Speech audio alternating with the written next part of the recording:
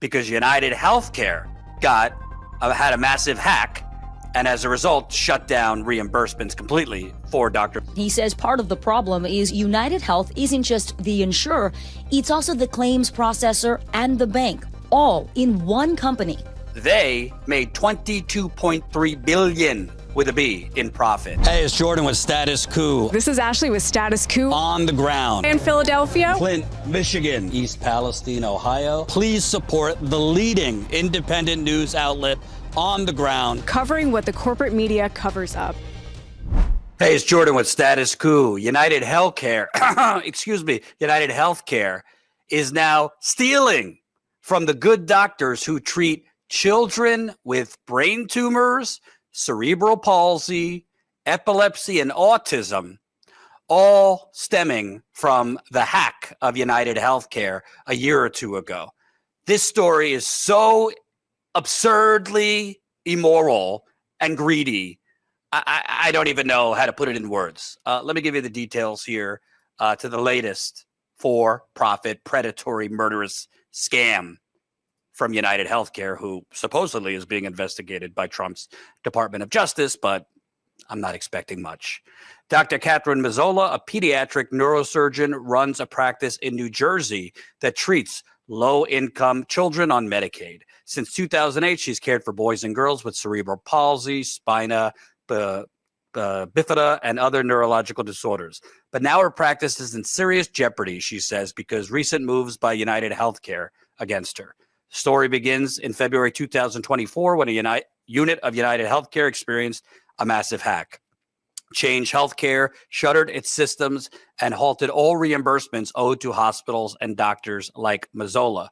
To help providers stay afloat, Optum, which is one of United Healthcare's totally unnecessary middlemen, that includes a bank, began offering temporary no-interest loans. Mazzola's practice was among those tapping into the program. It received $535,000 in loans, documents show. The practice began repaying the loans, but in January, Optum demanded that it repay the money in 5 business days. Let me show you a video on this story. This is from NBC News. First, I want to start showing you a little bit more as far as the doctor that United Healthcare is raking over the coals to pay back the money in 5 days that she has to pay back because United Healthcare had a massive hack and then shut down reimbursements for doctors like her treating children with brain tumors. I mean, you just cannot make this stuff up. Let's take a look at this. Do you feel like this is a David versus Goliath situation? Absolutely. She's beautiful. Brain surgeon Dr. Kathy Mazzola opened the New Jersey Pediatric Neuroscience Institute 17 years ago. I'm going back to sleep. To provide care to the state's most vulnerable, including kids with neurological conditions like brain tumors, epilepsy, and autism. If a child gets hit by a car at 11 p.m. on a Friday night in Newark, we're there, taking their skull off, taking out the blood clot, saving their lives. Unlike many specialists, she accepts patients with Medicaid. So this is the salt of the earth doctor that United Healthcare is now screwing, because United Healthcare had a massive hack and as a result shut down reimbursements completely for doctors like that. They didn't have to do that. This is a billion-dollar for-profit murderous machine. They could have continued reimbursing those doctors, but they shut it down, supposedly for safety and security reasons. Let me show you more of the details of how they basically did a giant bait and switch to screw this doctor and doctors like her. A massive cyber attack against a healthcare giant and the chaos it's Last year, hackers targeted United Health Group, crippling its claims processing unit. So instead of getting reimbursed for the patient care her practice already provided, Dr. Mazzola was getting $0. Maybe 3 days into the hack, when there was no money coming in, I just walked into my office, closed the door. I cried for about 5 minutes because I couldn't believe this was happening again. I literally didn't pay myself anything for 6 months to get the practice through COVID. And here we are again in crisis mode, no money coming in. United Health stepped in to help through a bank it owns, Optum, offering a $535,000 loan to Mazzola. And its CEO made this promise. We will provide this assistance for as long as it takes to get providers' claims and payments flowing. I really believe that Optum would give physicians a reasonable amount of time to repay the loan, with the understanding that this financial crisis almost bankrupted us. I mean, literally, you're talking about $0 in your bank account and you have 70 employees to pay. I mean, we were dead in the water, totally dead in the water. Despite United saying the loans didn't need to be repaid until doctors' practices were back to normal, UnitedHealth told Mazzola in January that she had 5 days to pay the money or it might start clawing back reimbursements. Mazzola says she'd already started paying back $10,000 a month. But then she learned in April that checks issued from UnitedHealth to her practice for taking care of children on Medicaid, more than $70,000 worth, were being redirected to UnitedHealth's bank Optum to pay off the loan. I sent emails saying, like, we can't afford this, you can't do this. UnitedHealth declined to be interviewed, but in a statement said in part, Optum has and will continue to actively work with providers to identify flexible repayment plans based on the individual circumstances of providers and their practices. Meanwhile, the company reported $9 billion in earnings in the first quarter of this year, up 15% from last year. The policy choices that we've made to allow a company like United to get so big and to capture so much power over consumers, clinicians, the government, has been a real disaster in terms of... Matt Stoller is an antitrust expert. He says part of the problem is UnitedHealth isn't just the insurer, it's also the claims processor and the bank, all in one company. It's just set up for a conflict of interest, right? This giant conglomerate should not own software companies, a payment network, be the largest employer of physicians in the country, a giant health insurer, a PBM, and a bank. Like, that's insane. So let's just break this down very simply. United Healthcare, which owns Optum and a whole bunch of subsidiaries, and like Matt Stoller just said, they're basically the insurance company. They also own the doctors. They also own the healthcare clinics. They own pretty much every point of entry. It's a blatant conflict of interest. But they made $22.3 billion with a B in profit in 2023, right before this hack of one of its units. $22.3 billion.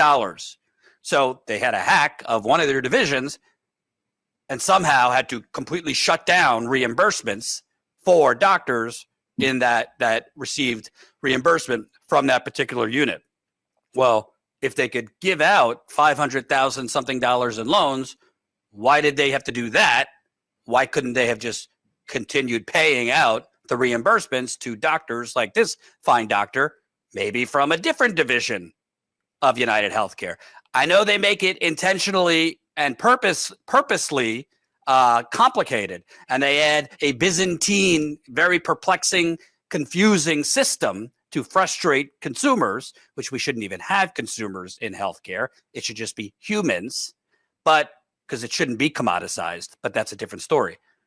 They didn't need to give out loans. They could have just continued reimbursing despite the hack from a different division, or somehow a different entity could have reimbursed doctors like this doctor.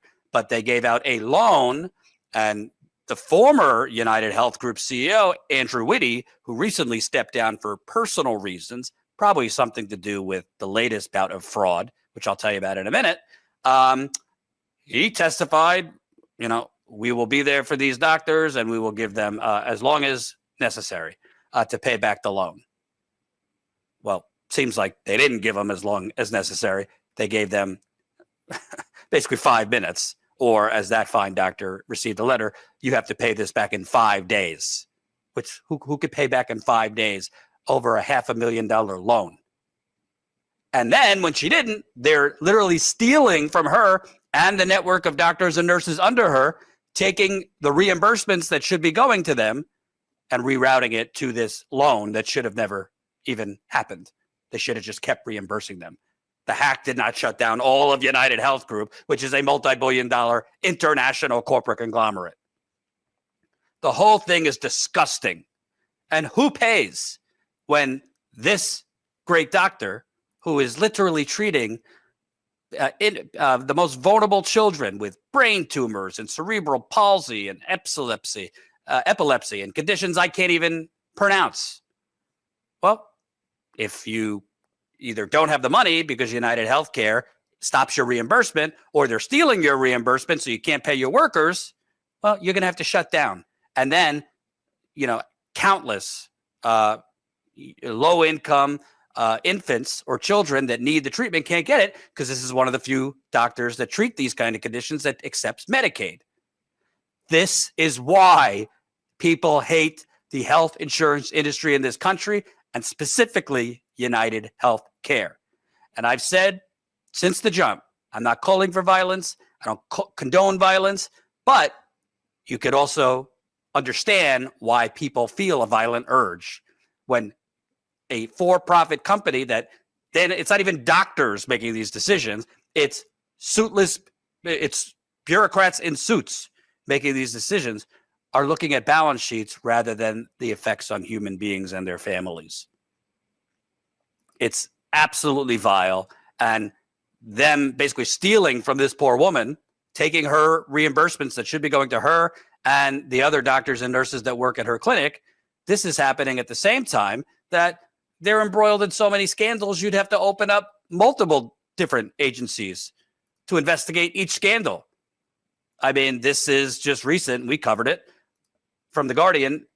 United Healthcare secretly paid nursing homes to reduce hospital transfers. United Health Group, the nation's largest healthcare conglomerate, has secretly paid nursing homes thousands in bonuses to help slash hospital transfers for ailing residents, part of a series of cost-cutting tactics that has saved the company millions, but at times risked residents' health, a Guardian investigation has found. Well, that's kind of an understatement, Guardian. Risked residents' health? Well, what happens when you're paying a little kickback to the nursing home? Hey, keep those sick patients there. Don't transfer them to the hospital. Let them die quietly. Let them suffer there. We don't want to pay the hospital bill, and we'll give you a little kickback and make millions on the back end.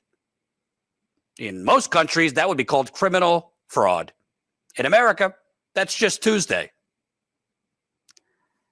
Supposedly, United Healthcare is being investigated by the Department of Justice for such practices. And Sir Andrew Whitty, United Health Group's CEO, stepped down right before that came out for personal reasons. I mean, you also have this vile subplot. United Health asked shareholders support CEO's $60 million stock options. The United Health Group is urging shareholders to reject a proxy alert and support a compensation package, including $60 million in stock options for their returning CEO, Stephen Hemsley. A letter to shareholders dated Tuesday refutes a recent opinion from Institutional Shareholder Services against Hemsley's compensation. The ISS proxy alert cites stock options, which comprise nearly all of Hemsley's 3-year compensation package. Hemsley, who returned to the CEO seat last week following the abrupt resignation of Andrew Whitty, will also receive a base annual salary of $1 million. So we have to, put a figurative gun to the head of good doctors who are literally treating children with brain tumors. So got to put a gun to the head of people like Dr. Catherine Mazzola to pay back that loan. But we will fight to the T to ensure $60 million in stock options to our CEO as he continues to help us accelerate the use of artificial intelligence to deny more claims for people that need them and deserve them. JFK said, when you make peaceful revolution impossible, violent